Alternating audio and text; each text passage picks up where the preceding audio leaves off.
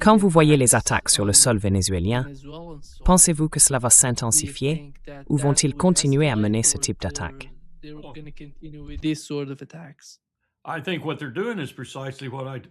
Je pense que ce qu'ils font correspond exactement à ce que je t'ai dit, ce qu'ils font depuis une quinzaine d'années. Ils installent la CIA à un endroit précis, puis la CIA déclenche l'action cinétique, l'action militaire proprement dite si tu veux, pour les SEAL ou une autre force d'opération spéciale. Ensuite, les SEAL ou les Rangers interviennent et exécutent la mission. C'est donc une combinaison de planification par la CIA qui met tout en place, puis d'exécution par les militaires lorsqu'ils interviennent, mais ils relèvent du commandement des opérations spéciales, pas du commandement Sud. Cela semble être ce qu'il fait en ce moment. Ils viennent de faire exploser cet entrepôt ou quoi que ce soit au Venezuela. Ce qui m'intrigue vraiment, car apparemment, dans cet entrepôt, ils ont trouvé une quantité de cocaïne.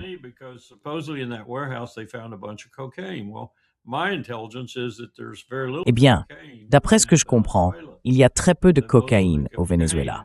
La plupart de la cocaïne, si elle se trouve au Venezuela, ne fait qu'y transiter. Elle passe rapidement et elle ne circule pas par voie maritime. Elle passe par voie terrestre jusqu'à la côte Pacifique, où elle est ensuite récupérée et distribuée de cette manière. Quoi qu'il en soit, je ne sais pas ce qu'ils font. Je n'ai aucune idée de ce qu'ils font. Mais c'est dangereux, très dangereux. Et maintenant, nous avons toutes ces forces militaires déployées au large des côtes du Venezuela, alors que nous n'avons plus de présence stratégique significative, ni de capacité opérationnelle dans de nombreuses régions qui, il y a 2 ans, étaient jugées absolument essentielles. Disposer de navires amphibies, d'une unité expéditionnaire de marine, voire d'un groupe amphibie de marine, d'un porte-avions à proximité avec ses escortes, d'un groupe aéronaval. Comment faisons-nous cela aujourd'hui?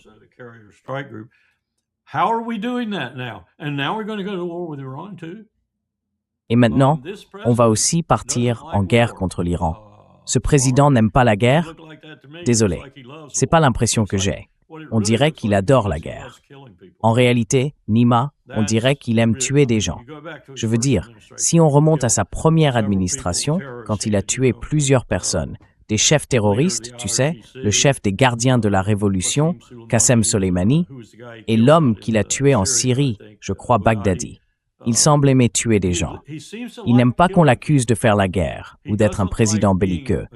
Mais il aime, je pense même qu'il savoure, le fait de tuer des gens. C'est ce qu'il aime faire. Et tu sais, c'est parfait pour lui.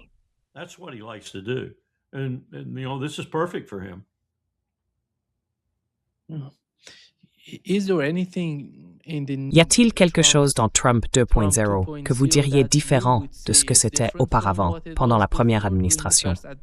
Je parle de Trump 1.0. Ou bien, arrivons-nous d'une certaine manière aux mêmes conditions? Parce que la guerre en Ukraine ne change pas grand-chose. Il continue de parler, mais il n'y a pas encore de résultats. La Chine, à vous. Allez-y. China, Iran, go ahead. Je pense que c'est différent. De mon point de vue, en le regardant ici tous les jours, je trouve qu'il est devenu plus absurde, plus aberrant, plus enclin à faire des choses totalement contradictoires en l'espace de 24 heures. Je pense qu'il perd un peu de sa capacité mentale à faire ce qu'il doit faire chaque jour. Et parfois, quand je le regarde, on dirait qu'il a été stimulé. Alors, que prend-il? Quels médicaments prend-il pour passer d'un vieil homme très guindé, presque apathique, à quelqu'un soudainement alerte et qui parle avec vivacité? Peut-être qu'il prend quelque chose. Je ne sais pas. Comment saurions-nous un jour, dans ce pays, si quelqu'un prend quelque chose? Nous tuons des gens pour nous avoir donné des drogues, mais nous ne savons pas quand notre propre président pourrait en prendre.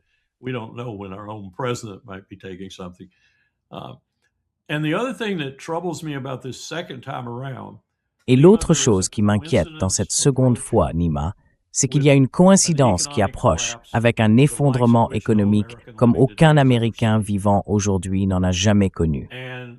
Et cette direction, cette tendance de la direction à être autoritaire, en particulier avec des choses comme le Post Comitatus, la loi sur l'insurrection, la loi martiale, le déploiement de l'armée sur le territoire national, tout cela va coïncider. Nous allons connaître une situation économique dans ce pays qui sera probablement la pire depuis la fin des années 1800, et peut-être pire encore, bien pire, que 1932 ou 1933. Et ce sera le prétexte pour un autoritaire de déployer des troupes dans le pays.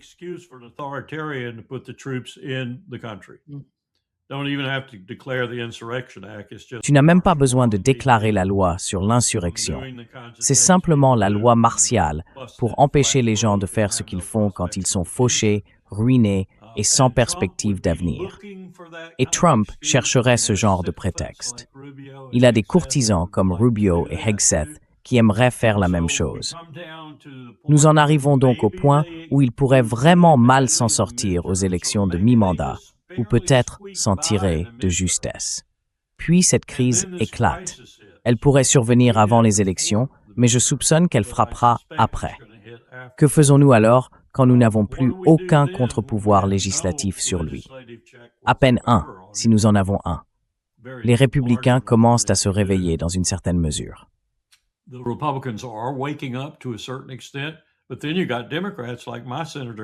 Mais ensuite, il y a des démocrates comme mon sénateur ici en Virginie, Tim Kaine.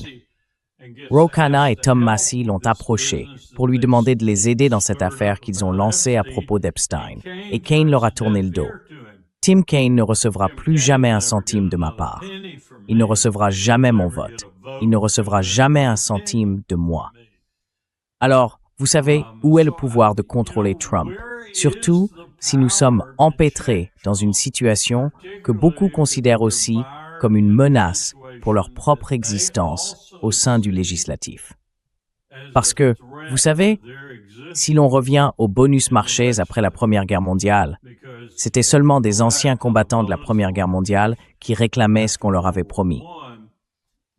Mais ils ont marché sur Washington, et ils étaient plutôt dociles. Ils étaient plutôt pacifiques.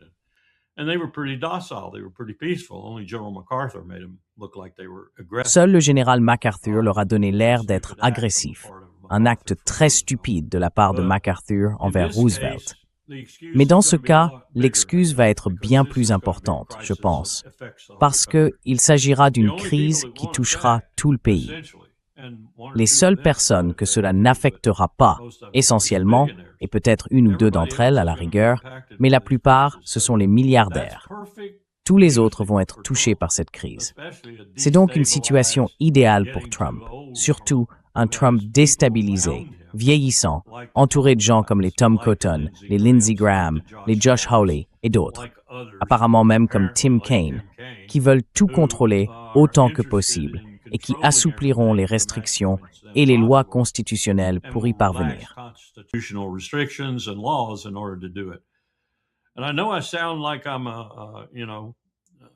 Et je sais que je passe pour un pessimiste, un prophète de malheur et tout ça, mais je pense que nous sommes dans une véritable difficulté économique.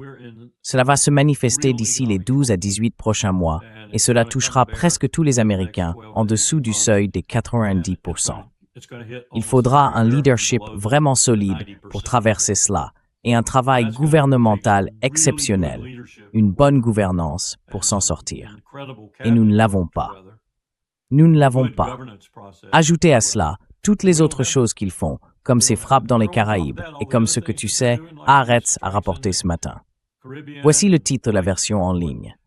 L'alliance de Trump avec Netanyahou est une tactique qui offre peu de clarté pour l'après-guerre à Gaza.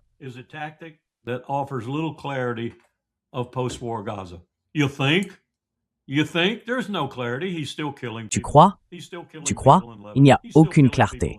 Il continue de tuer des gens, au Liban, en Syrie.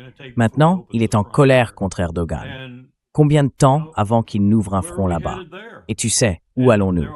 Ils parlent tous de la belle ville que Trump va construire là-bas. Oh, et au fait, Netanyahou va déplacer tout le monde en Somalie. Tu penses qu'un seul Palestinien va accepter de monter volontairement dans un bateau ou un avion pour la Somalie? Voilà où nous en sommes. Et Trump a orchestré, du moins en partie. Il a orchestré tout cela. Son étreinte avec Netanyahou. J'adore ce terme du Haaretz. Son étreinte avec Netanyahou. Quand n'avons-nous pas embrassé cet imbécile? When have we not embraced that moron?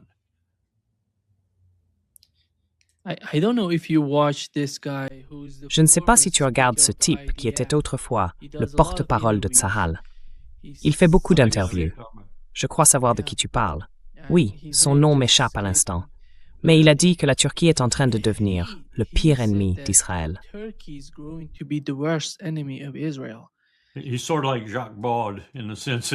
Il est un peu comme Jacques Vaud, dans le sens où il dit la vérité. Oui. D'ailleurs, quelqu'un m'a dit hier, de Lucerne, je crois, quelqu'un avec qui je traitais quand j'étais au département d'État, que la Suisse a une peur bleue de donner un passeport à Jacques Vaud, ou de le laisser revenir dans le pays, ou de tenir tête à l'Union européenne, ou peu importe. J'ai demandé, pourquoi la Suisse a-t-elle peur de ça? Tu ne comprends pas. D'accord, je ne comprends pas. Un petit pays minuscule caché derrière ces montagnes, avec une arme dans chaque chambre.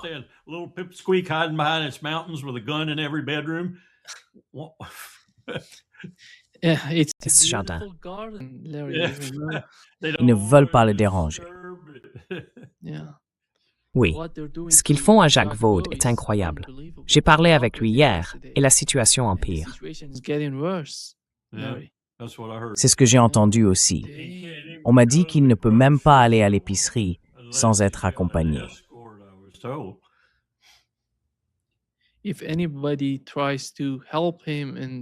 Si quelqu'un essaie de l'aider, essaie d'acheter quelque chose pour lui, il ne pourra même pas acheter les choses et les lui envoyer. Parce que c'est incroyable, tu sais, ce que l'Europe essaie de faire à Jacques Vaud, qui est...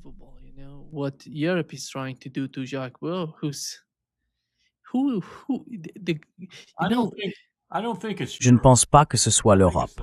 Je pense que c'est la direction de l'UMR et certains dirigeants nationaux, en particulier Starmer. Starmer est devenu ce que j'appellerais un Hitler en devenir, surtout en ce qui concerne les droits civiques des gens. Il ne tolère absolument rien. Ce matin, j'ai vu que le jeune prince et le roi s'étaient disputés. J'aimerais bien savoir de quoi il s'agissait, car j'ai toujours pensé que Charles était un retour à Henry Dwight. Sans le pouvoir, sans le courage, sans la bravoure, sans l'intelligence. Charles est un vestige d'il y a 400 ou 500 ans. Charles is a throwback to 400 or 500 years ago. Yeah. The role of the United Kingdom is not... Le rôle du Royaume-Uni n'est pas positif. En Ukraine et au Moyen-Orient, ils essaient, du moins dans le cas du Moyen-Orient, de faire semblant d'être contre ce que fait Israël. Mais nous savons qu'en coulisses, ils font tout.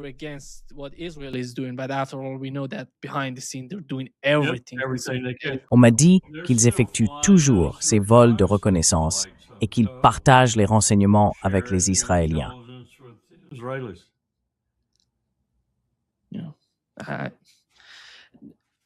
Larry, aujourd'hui, Netanyahou a parlé avec Donald Trump. Tu as mentionné que Trump parlait du programme de missiles balistiques de l'Iran. Il est d'accord pour qu'Israël attaque le programme de missiles en Iran. Et il a dit qu'en ce qui concerne le programme nucléaire, cela irait vite. Veut-il vraiment que Netanyahou attaque l'Iran? Quelle part de ce qu'il a dit aujourd'hui, pendant et après la rencontre, était liée à sa position politique, aux élections de mi-mandat ou à la situation intérieure aux États-Unis et en Israël?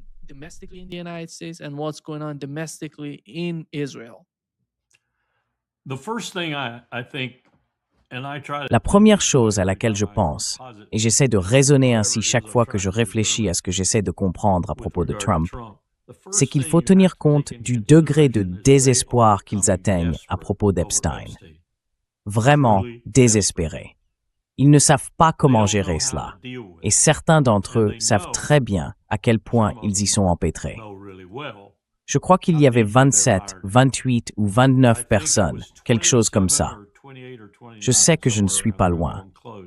Des gens dont tu connaîtrais les noms, dont je connaîtrais les noms, sont impliqués. Et c'est assez équilibré.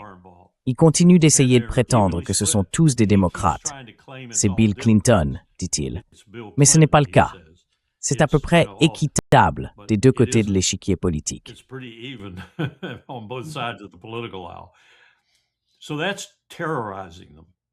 Donc, cela les terrorise. Et cela terrorise particulièrement Trump. Je commence à le croire. Je ne le croyais pas au début. Je crois Tucker Carlson. Je crois le juge Napolitano. Et ce n'est pas une critique envers lui de dire que j'ai maintenant quelques doutes. Parce que des gens qui connaissaient Trump auparavant m'ont dit que ce n'était tout simplement pas lui.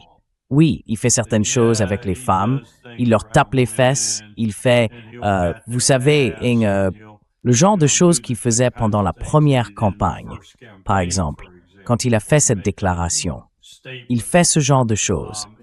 Mais ce n'est pas le genre de personne qui ferait les choses qu'on insinue avec certaines de ces personnes liées à Jeffrey Epstein.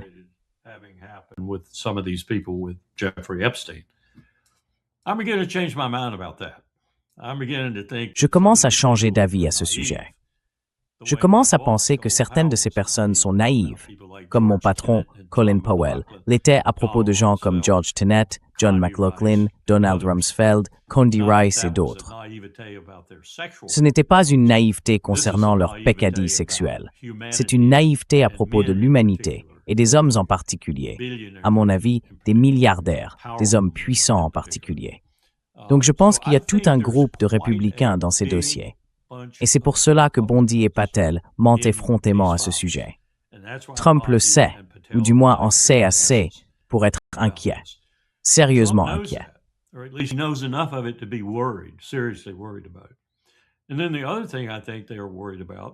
Et puis, l'autre chose qui, à mon avis, les inquiète sérieusement, parce que Scott Besson n'est plus un imbécile, ce sont les rapports qu'il leur transmet probablement, comme je l'ai déjà mentionné, sur l'état désastreux de nos finances.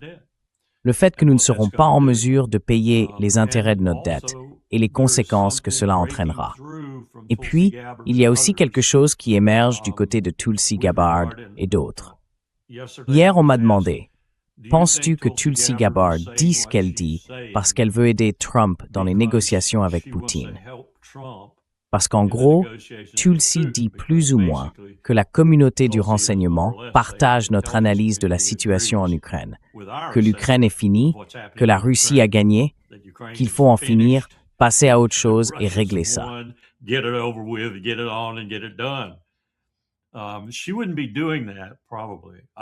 Elle ne ferait probablement pas ça. Je ne pense pas. Peut-être qu'elle a trouvé un peu de courage. Peut-être. Mais je ne crois pas qu'elle ferait cela, à moins que Trump ne lui ait demandé de rendre le renseignement aussi percutant que possible pour l'aider à se sortir de ce pétrin en Ukraine. En même temps, je pense qu'elle dit la vérité. C'est donc un moment où les besoins politiques coïncident avec un véritable travail de renseignement. Si c'est le cas, alors elle s'oppose, avec le soutien du président, au moins tacitement, à de nombreux autres membres du cabinet qui ne le veulent pas, ainsi qu'à des gens comme Lindsey Graham, Tom Cotton et ces autres abrutis du Congrès. Je ne sais pas où tout cela nous mène, cependant, car au final, ils seront tous déraillés par Epstein et par ce que cela fera à la Maison-Blanche. Et ils vont être déraillés de manière significative et durable par cette crise économique. Donc je pense que c'est difficile à prévoir. Quelqu'un m'a dit l'autre jour, « Combien de fois dans l'histoire penses-tu que nous avons connu une crise comme celle à laquelle l'Amérique est confrontée aujourd'hui, coïncidant avec un leadership totalement incompétent ?» J'ai répondu, « Eh bien, si tu me parles de l'Amérique, je ne pense pas que cela soit déjà arrivé, pas dans les proportions que nous voyons aujourd'hui. On pourrait dire que nous avons connu une situation semblable en 1860, jusqu'à ce qu'Abraham Lincoln prête serment et que nous ayons enfin un leadership compétent. Il est même difficile de trouver un exemple dans l'histoire ancienne. Vous savez, on parle de Néron. Eh bien, regardez l'Empire romain d'Occident. Néron a peut-être joué du violon pendant qu'un incendie faisait rage. Je ne suis même pas sûr que ce soit vrai en réalité. Mais ce n'était pas dans un si mauvais état à ce moment précis. En fait, cela a continué encore assez longtemps. C'est vraiment sans précédent.